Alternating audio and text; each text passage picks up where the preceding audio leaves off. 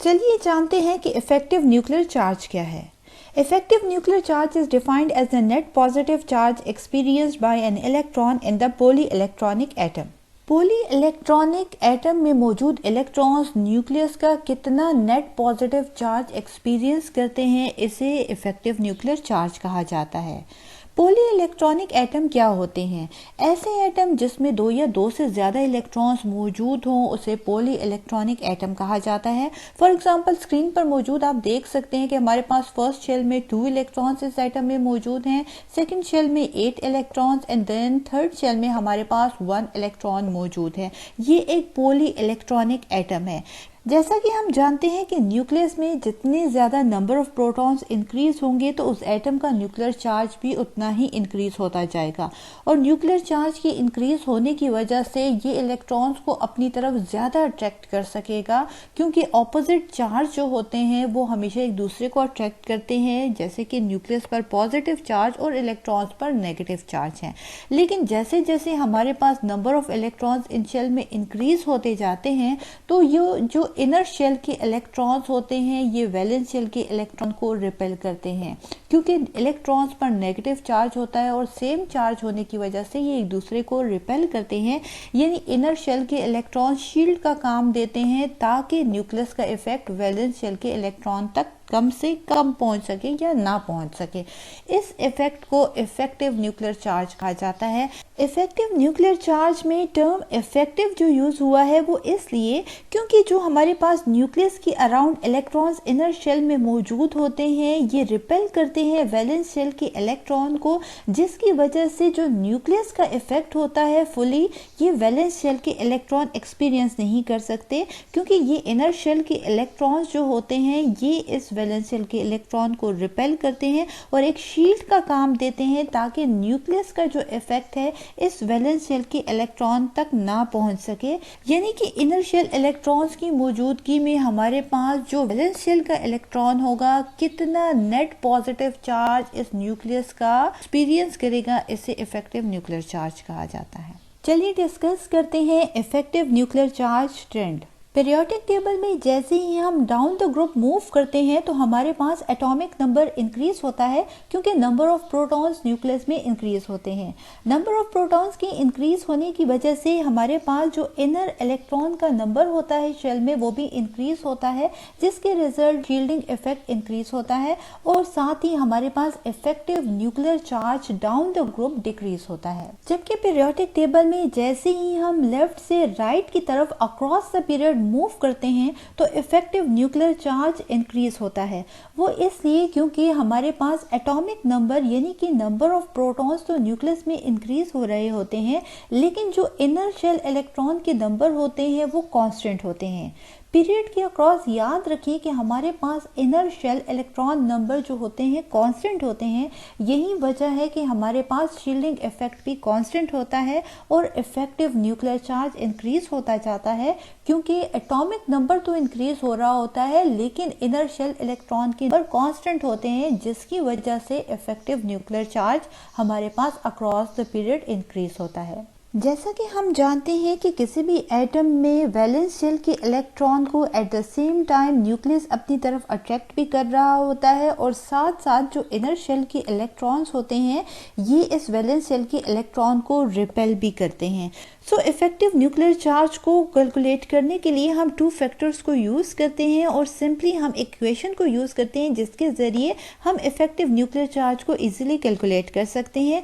Z effective यहाँ पर represent करता है इफेक्टिव न्यूक्लियर चार्ज को, इक्वल है Z माइनस S के। यहाँ पर Z रिप्रेजेंट करता है टोटल नंबर ऑफ प्रोटॉन्स को जो कि न्यूक्लियस में मौजूद होते हैं, यानी एटॉमिक नंबर को ये रिप्रेजेंट कर रहा है। माइनस हमारे पास S रिप्रेजेंट करता है शील्डिंग कांस्टेंट को, जो कि बताता है कि हमारे पास इनर शेल में कितने इलेक्ट्रॉन्स मौजूद हैं जो कि शील्ड का काम देते हैं ताकि न्यूक्लियर इफेक्ट वैलेंस शेल के इलेक्ट्रॉन तक ना पहुंच सके। सो इस फॉर्मूले के ज़रिए हम इजीली किसी भी एटम का इफेक्टिव न्यूक्लियर चार्ज कैलकुलेट कर सकते हैं। चलिए सोडियम एटम के लिए इफेक्टिव न्यूक्लियर चार्ज को फाइंड आउट करते हैं फॉर्मूला के ज़रिए। जो फॉर्मूला हम यूज़ करते हैं इफेक्टिव न्यूक्लियर चार्ज के लिए वो आप स्क्रीन पर देख सकते हैं। Z effective is equal to Z minus S। यहाँ पर Z इफेक्टिव रिप्रेजेंट करता है इफेक्टिव न्यूक्लियर चार्ज को, Z रिप्रेजेंट करता है हमारे पास एटॉमिक नंबर को, जबकि S रिप्रेजेंट करता है स्क्रीनिंग कांस्टेंट को, यानी कि इनर शेल में कितने इलेक्ट्रॉन्स मौजूद हैं।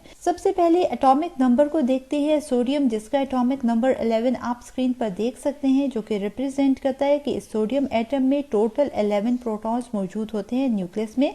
सो पुट करते हैं वैल्यू को, Z की जगह हमने 11 को पुट कर दिया जो कि इसका एटॉमिक नंबर है, माइनस हमारे पास S रिप्रेजेंट करता है यहाँ पर इनर शेल इलेक्ट्रॉन्स के नंबर को। आप सोडियम एटम को स्क्रीन पर देख सकते हैं और यहाँ पर इनर शेल इलेक्ट्रॉन्स आप देख सकते हैं कि फर्स्ट शेल में 2 इलेक्ट्रॉन्स इनर इलेक्ट्रॉन्स हैं, सेकंड शेल में हमारे पास 8 इलेक्ट्रॉन्स मौजूद हैं जो कि इनर शेल इलेक्ट्रॉन्स है। सो 2 + 8 इक्वल होता है 10। टोटल 10 इनर शेल इलेक्ट्रॉन्स हमारे पास सोडियम एटम में मौजूद हैं और इसके बाद हमारे पास आउटर मोस्ट शेल में 1 इलेक्ट्रॉन मौजूद है जो कि वैलेंस इलेक्ट्रॉन कहलाता है।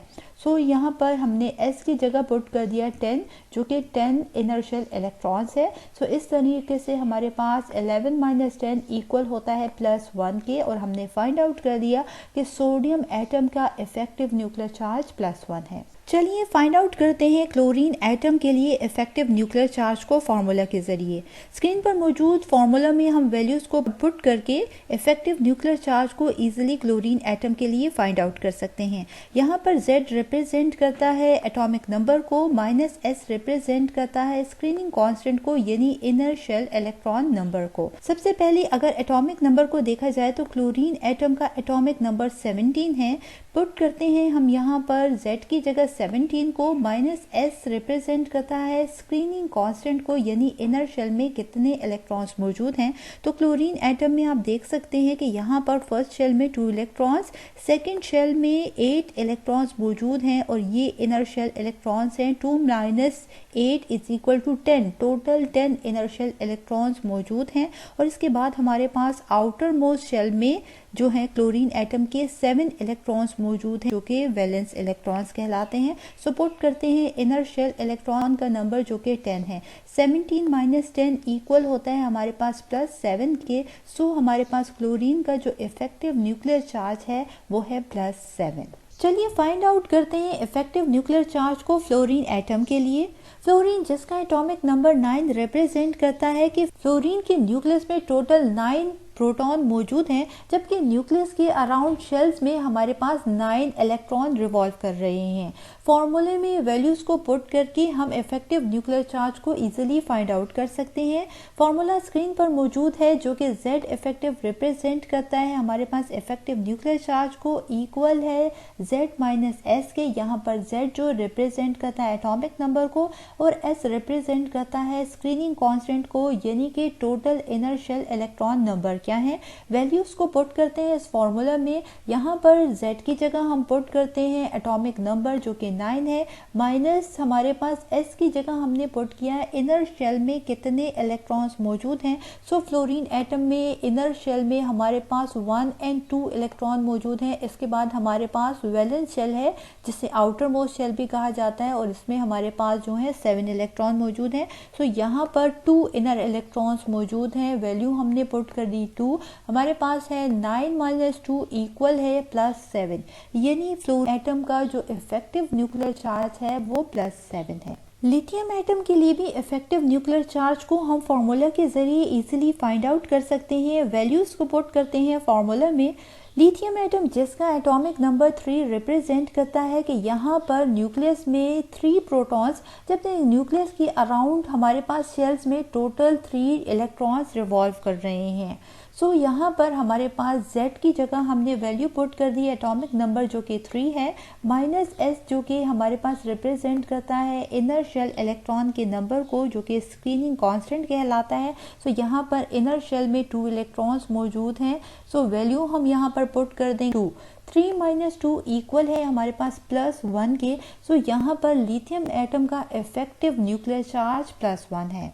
याद रखें कि जैसे जैसे हमारे पास एटम्स में inner shell electron number increase होते जाएंगे, उस एटम में शील्डिंग या स्क्रीनिंग इफेक्ट भी इनर शेल के इलेक्ट्रॉन्स के नंबर के इंक्रीज होने के साथ इंक्रीज होता जाएगा और इसके रिजल्ट में एटम का जो इफेक्टिव न्यूक्लियर चार्ज होगा वो डिक्रीज होता जाएगा। चलिए एक बहुत ही इंपॉर्टेंट क्वेश्चन हम डिस्कस करते हैं, that what is the difference between the nuclear charge and the effective nuclear charge. याद रखें कि nuclear charge means charge on the nucleus, यानी न्यूक्लियस पर क्या चार्ज होता है जो कि नंबर ऑफ प्रोटॉन्स की वजह से होता है। जितने ज्यादा प्रोटॉन्स का नंबर न्यूक्लियस में इंक्रीज होगा यानी एटॉमिक नंबर इंक्रीज होगा तो हमारे पास जो न्यूक्लियस का नेट पॉजिटिव चार्ज भी इंक्रीज होता जाएगा। इसी को न्यूक्लियर चार्ज कहा जाता है। अब सवाल ये है कि इफेक्टिव न्यूक्लियर चार्ज क्या है।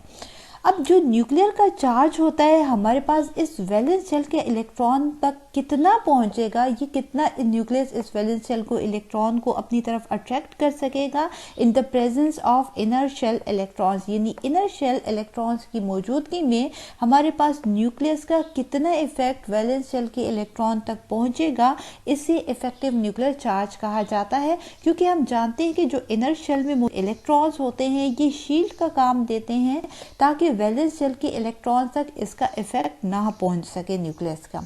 तो यही इफेक्ट जो होता है इफेक्टिव न्यूक्लियर चार्ज कहलाता है।